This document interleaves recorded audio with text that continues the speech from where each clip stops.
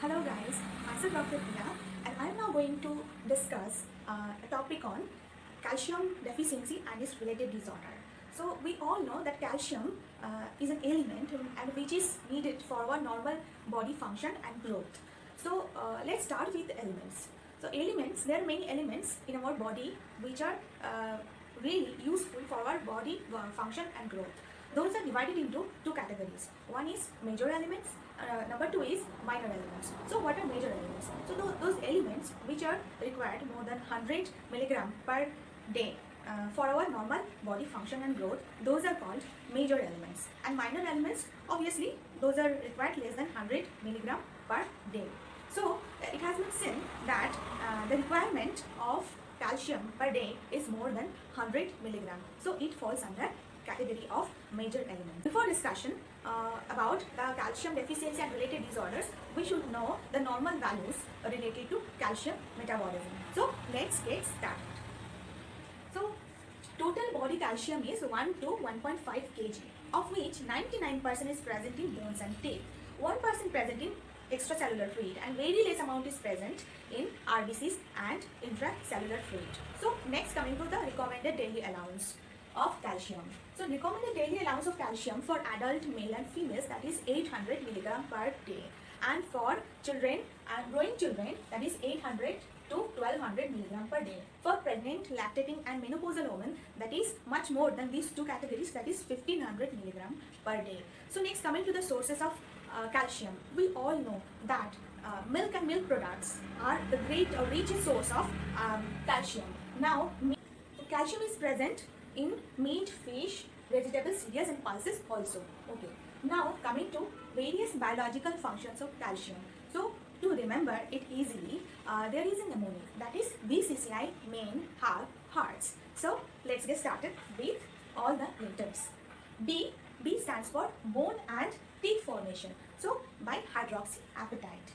C stands for contraction of the muscles, that is achieved by increase in the concentration of actin and myosin, and there is formation of excitation, contraction, coupling. Next, C stands for coagulation of blood. Here we all know that calcium is a positively charged ion and it combines with prothrombin, that is negatively charged ion. So the gamma carboxylation of prothrombin is increased, so there is formation of thrombin.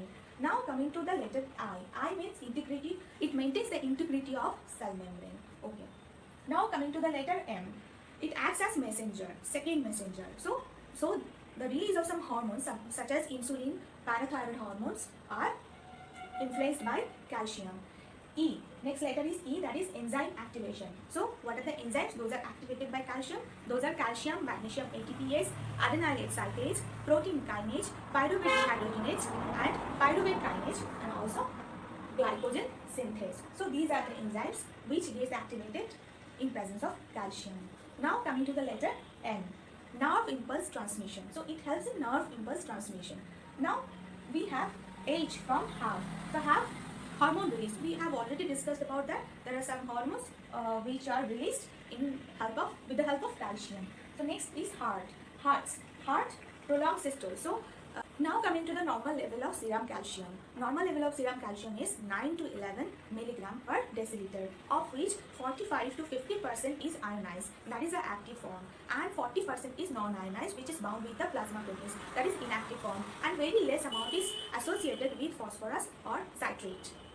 So that is all about calcium. Hello everyone. So I'm back with part 2 of our topic of discussion, that was calcium deficiency and its related disorder. So today we will going to discuss about the pathophysiology of rickets and osteomalacia. What is the actual difference between rickets and osteomalacia? So let's get started. Now the cause of the faulty process of bone mineralization is due to deficient or impaired metabolism of vitamin D or phosphate or calcium. We all know that. And the consequences, either it is rickets in children or osteomalacia in adults. So rickets in children and osteomalacia in adults. Now we will discuss a little bit of anatomy which is relevant in this topic. So we all know the anatomy of long bone such as femur. So I have drawn a picture here.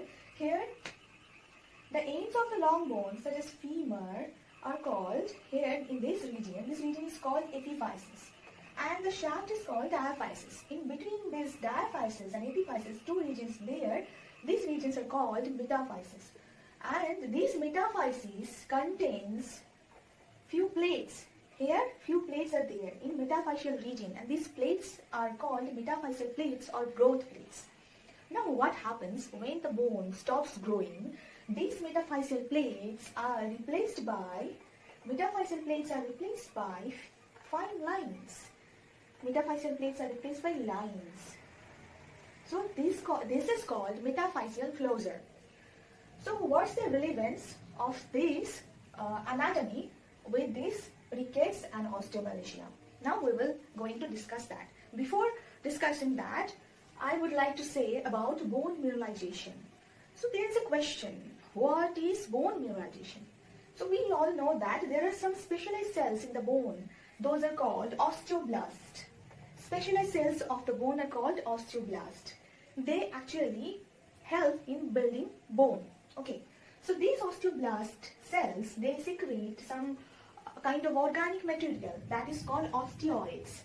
So osteoblast cells secrete some organic material. These are called osteoids. These osteoids are made up of type 1 collagens. Okay, now what happens next? These osteoblast cells, they just drag calcium and phosphates from the bloodstream to this framework made up of osteoids, and all the calcium and phosphates are stored in the matrix or framework of the bone. Okay, this process is called bone mineralization. Okay, so bone mineralization actually strengthens the bone. It causes strengthening of bone. There is an enzyme that is called alkaline phosphatase. This alkaline phosphatase enzyme actually, it has an important role in bone mineralization. And the activity of alkaline phosphatase is dependent upon these osteoblast cells. So we have discussed this process in a very brief manner. Now, I would like to tell you some important points about osteomalacia and rickets. What is the basic difference between these two diseases? Okay, so rickets is a disorder. Rickets is a disorder of impaired mineralization of cartilaginous growth plates. About the pathophysiology of rickets, we know that ricket is a disorder of inadequate mineralization of the growing long bones at cartilaginous growth plates. So let's get started. So there is defective mineralization of the bone matrix at growth plates, and growth plate cartilage and osteoid continues to expand, but mineralization is inadequate. This leads to two incidents. One is bones are soft, and number two is bones weak increases at growth plates and the distal end of the metaphysis. Okay, so when the bones become soft, the bony deformities could be seen and fractures could be seen. What happens when the bone width increases at growth plates and the distal end of the metaphysis? We can see the widened and expanding of the wrist joint and ankle joints. Okay, so we will discuss in detail. So I have drawn a picture of a long bone, such as femur. This is epiphysis, this is diaphysis, and in between these two, that is metaphyseal region. And the metaphyseal region contains growth plates or metaphyseal plates. We all know that. What happens next? If we zoom in, so this is the picture we can get. Okay, this is epiphyseal region, this is diaphyseal region, this is metaphyseal region. Now come to the point. This diaphyseal region, which contains 5 zones. So zone 1 is resting cartilage. Okay, that contains 1 or 2 lines. The cells are in resting phase. This is resting cartilage. Next zone is, number 2 zone is proliferating cartilage, and there the cells are proliferating in nature. Okay. Next, number 3 zone is hypertrophic cartilage. So the cells are big enough. The volumes are increased. Okay. Number 4 zone is important for this pathophysiology of rickets. What happens? This zone is called zone of necrosis and mineralization. That means, the name suggests what? The zone of necrosis, that means the cells are necrosed. And the zone of mineralization, that means the minerals are trapped into this zone. Yes, the minerals and phosphates and phosphorus all are trapped into this zone, and thus the cells become necrosed. Actually, the cells die. So the cells are apoptotic cells, but the name is necrosis. Okay. What happens next? The necrocells then thus get ossified. Necrosed cells get ossified, and this thus become number 5 zone is formed, that is ossified zone. What happens in case of inadequate mineralization such as in rickets? So in rickets, inadequate mineralization, so this zone is not formed as phosphate and phosphorus could not get trapped into this 4th zone of necrosis and mineralization. So this ossified zone is not formed. As a consequence, the upper 3 zones are just proliferating resting phase and hypertrophic cells. They continues to grow. So these become expanding. The upper zones become expanding. That is why it is written bone width increases at growth plates and distal end of the metaphysis. So this region is distal end of the metaphysis. So bone width increases at this plate. Okay. So that is all about pathophysiology of rickets in a very short manner. Now coming to the different types of rickets. So the most common type of rickets in our country is vitamin D deficiency. So vitamin D deficient ricket is most common type. That is under nutritional rickets. So there are other causes of rickets. Okay. So let's get started. Nutritional rickets. So most common is deficiency of vitamin D. The causes may be due to congenital, inadequate intake, and malabsorption, any kidney or liver disease. Deficiency of calcium. So inadequate intake, malabsorption, hypoparathyroidism, chronic renal disease. Now deficiency of phosphorus. Deficiency of phosphorus may be due to phosphaturia or there is low phosphate level in the blood. That is Fanconi syndrome. Next, coming to vitamin D dependent rickets. It is of 2 types. Vitamin D dependent ricket 1 and vitamin D dependent ricket 2. What is that? Vitamin D dependent ricket 1, that is autosomal recessive. The signs of rickets are seen in early infancy and there is deficiency of 1-alpha hydroxylase. So that is important. So deficiency of 1-alpha hydroxylase, that is autosomal recessive disorder, and the signs of rickets are seen in early infancy. What about vitamin D dependent ricket 2? Here the end organ responds to action of the 125 dihydroxy vitamin D3. So that is lowered. So there is enough 125 dihydroxy vitamin D3, but it could not get acted upon the receptors. So the receptors cannot take up all the 125 dihydroxy vitamin D3. So the signs of rickets are seen. So the siblings are also affected. There are ectodermal defects. So associated ectodermal defects are there. What are those? Oligodontia, milia, and epidermal cyst. Now coming to vitamin D resistant ricket. So these are of 2 types. One is X-linked hypophosphatemic rickets. Number 2 is hereditary hypophosphatemic rickets with hypercalciuria. The next classification is miscellaneous. So here renal rickets, oncogenic rickets, rickets of prematurity are seen. So this is a brief discussion of various types of rickets. Hello guys, welcome back to our channel.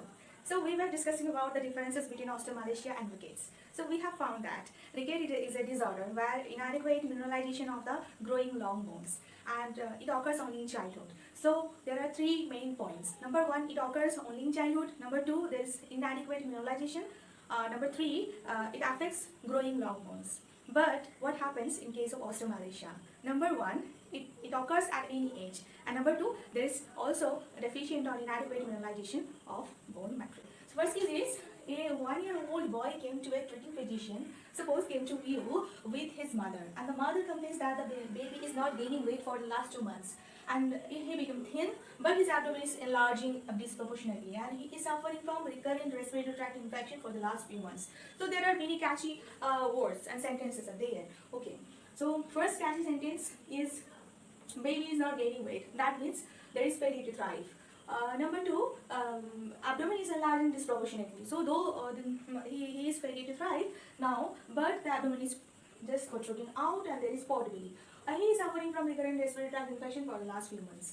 So after coming, you just started examining the baby and you got these clinical features. Okay. So just discuss one by one.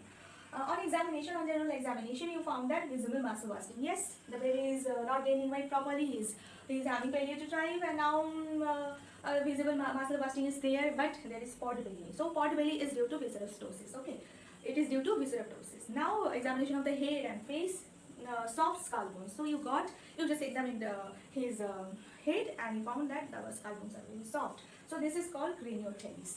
Okay, next frontal bossing. So prominence frontal bone and parietal bone. So frontal or parietal bossing would be there. So the anterior frontal linear will not be closed. Okay, so delayed closure of anterior frontal linear and delayed dentation.